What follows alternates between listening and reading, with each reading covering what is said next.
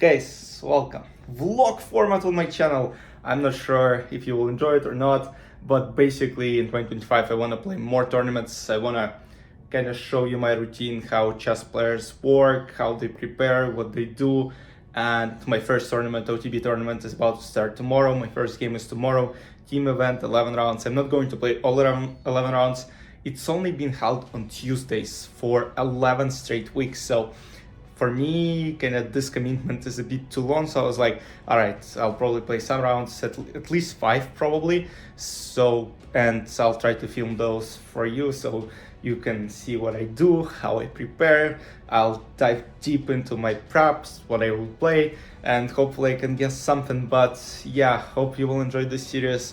I'll try to do my best in the tournament. I'll try to play more FIDE rated tournaments this year. So I'll hope, you will enjoy watching those ones.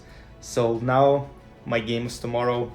Now I'll sit for an hour, solve puzzles, and get back to you.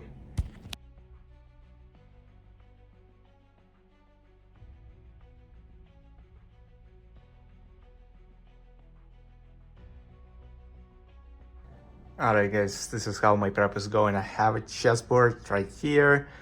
I have a chess base opened on one of the monitors, and then I also have to show you what happened in my last game. So I'm not sure if I'm going to play against this opponent, but we played back then in 2022, and the game ended in a draw. So I was playing against Malakhovich Sergey, knight f3, knight c6, and I was scared to play bishop b5 going into Rosalimo, so I decided to kind of go to a different line and went for knight c3, and I had a winning position, but kind of messed up, and the game ended in a draw. I think here rook d1 won a piece by force, so I missed that. Instead I took rook d5, takes, after knight c7, takes, bishop a7.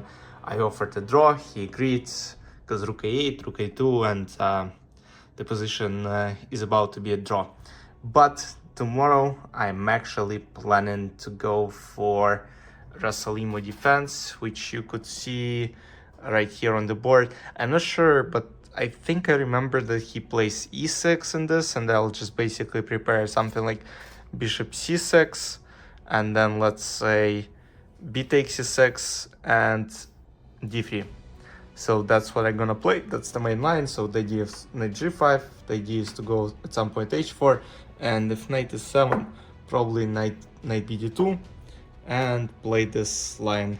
So not sure how it goes. Once again, I have all the prep here in Chessable, so already taken care of it. So we'll try to basically learn something.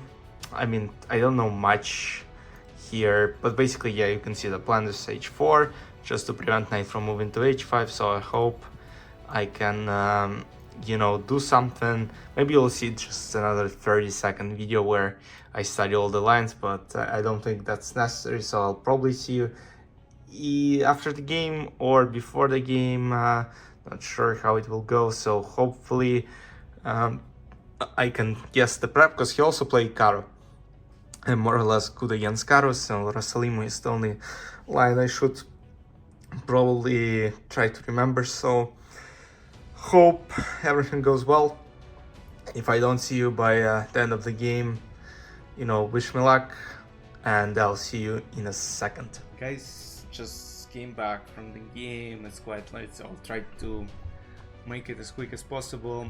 So in the first round I was playing against Sergey Malakhovich. Basically, I showed you some of the prep that I did. I prepared for Rosalimo, as I had another game in Sicilian against him about 2 years ago. 3 years ago right now. Yeah, probably 2.5 years ago. But yeah, I can't say he surprised me with c6, because I knew he is playing it from time to time, but I was like, alright, c6, knight c3, d5, knight f3.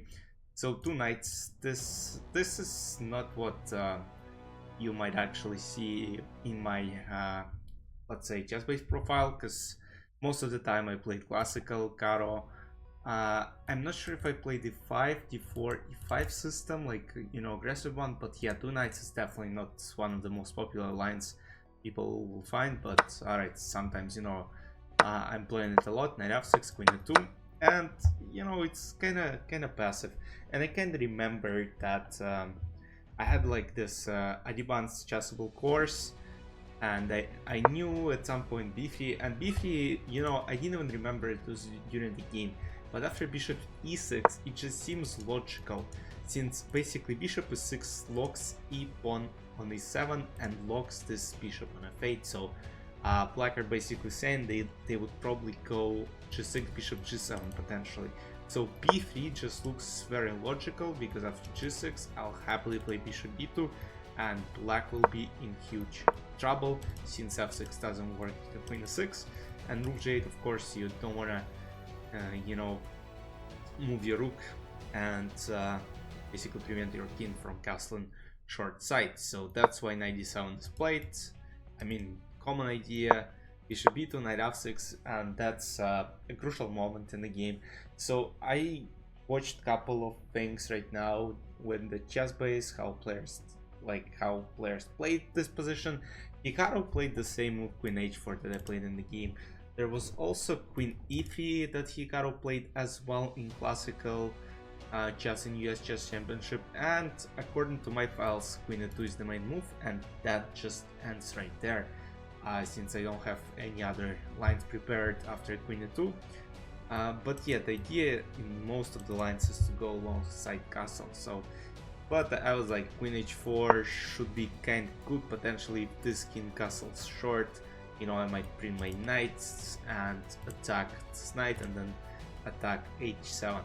So bishop f5, and now he plays very precise bishop f5 move, and basically this pawn is attacked.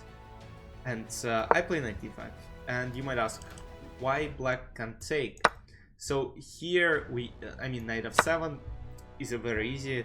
Sergey also showed me that there is some weird line with knight c6, which I actually didn't see during the game. Like, I didn't see knight c6 because I was considering knight f7. I was like, all right, that should be good. But the point is, b takes c6, and there is bishop f6, and now g takes f6, queen c6, queen a8, e takes f6, let's say queen c6, king s7, and there is long castle, and rook goes to e1. And unfortunately, it looks like it's not like you know, huge like winning advantage, since somehow it's still holdable, but I would just say that this is too wild. This is just too wild. So I would probably, after bishop c2, I would just capture on f7 and then go queen c4 and capture on c2, since now this is a weakness. King on f7 is walking all around. But yeah, e6 is a very solid move, of course not taken. And now I was considering different options. So first of all, you know, just for some nonsense that I calculated, was g4, which is of course you know, kind of terrible move. Apparently there is even a g4, and but yeah, that's kind of nonsense. I spent some time calculating, but of course after some time I was like, all right, I have nothing else but bishop e3 and just go. And I also calculated long castle, but I was like, all right, bishop e7, and let's say queen g3, attacking this castle, and I was not sure. Like, there is, yeah, I just didn't know how to start an attack on the king side, honestly.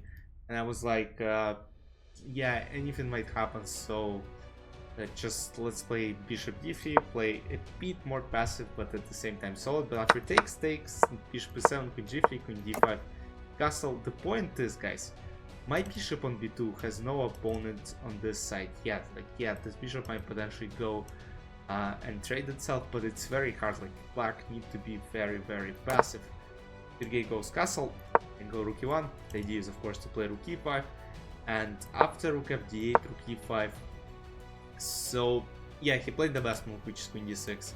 So queen d7 is one of the options, but after queen d7, rook g5 is very strong. And now I was like, I was even considering queen f5, and now like there are a lot of troubles here. Or how computer says, just simple queen f3, attacking the knight, and if knight goes to e4, there's rook e5, knight f6, rook e3, just reroute a little bit, and white are a lot better. But queen d6 is a very smart move, since if I move my rook to g5, the queen trade is going to happen. Of course, I don't want to make a trade. And to mention, the time control is 60 minutes plus 10 seconds after each move, so it's not you know, normal 90 plus 30. It's kind of less, and considering that I was late for the game, 10 minutes late, around 10 minutes late, spent some time, you know, writing the score sheet that I have right here. So yeah, generally like around this time I already had like maybe less than 30 minutes, and let's say 10 moves later I had like maybe less than 10 minutes, so the game was pretty quick. And here just some lines to calculate. So knight d5 loses due to rook d5, and there is a strong attack and queen g3 intermezzo, so knight d5 doesn't work. Move like knight d7, I was calculating knight f4, and after bishop f6 I was calculating knight h5. And I'm not sure, like computer still thinks that black are holding quite well here, which is to me a bit surprising, because I was calculating this one and I was like, how is it even possible? But yeah, apparently it just works out perfectly for black pieces. So yeah, bishop b4 takes. Yeah, I just basically white here slightly better, but I think I missed a couple of great moves. Yeah, queen e2, and now after queen e3 it's going to be a draw takes, and king f8. And basically 5 versus 5, bishop versus knight, it's probably going to be a draw. So after knight e8, passive but very solid, I played queen h3. So, and yeah guys, you will see the accuracy of this game as well.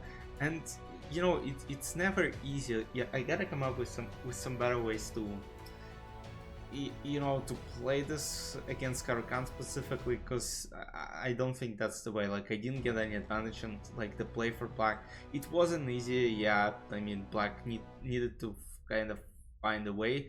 But yeah, Sergey is a strong player. I think he was a USSR champion of some age, and then he quit chess and then came back. So his level is very high, so he understands chess very well, and he's definitely a hard opponent to play with.